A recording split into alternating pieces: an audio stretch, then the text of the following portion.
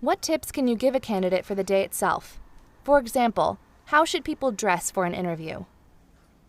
It's important to dress appropriately for an interview because if you're underdressed for an interview, it shows a lack of respect, right? Companies and employers are going to look at that and say, this person's not taking this interview seriously. So I encourage my clients to actually overdress a little bit for an interview. Now, how can you determine the best way to dress for an interview?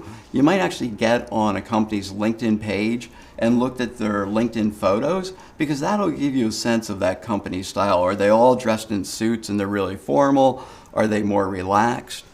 Another way outside of a big city is that you can often stake out the front door, a couple days ahead of time and see how employees are actually going into that office. How are they dressed?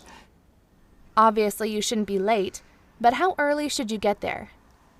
So you want to show up at an interview about 5 minutes early. If you get there earlier than that, just grab a cup of coffee in a nearby restaurant or shop.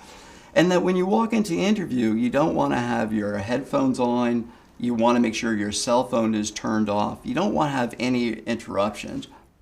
Do you have any other tips before the interview starts? As soon as you walk into the building for a job interview, you've already begun the interview. The way that you greet people, the way that you greet the receptionist at the front desk and security, if there is security, all those people are part of the interview process because if you don't handle it in the right way, they may tell the person that you're interviewing with how you approach them and your chances of getting the job can actually be eliminated. So it's important that you treat everyone that you meet in the building as part of the interview process.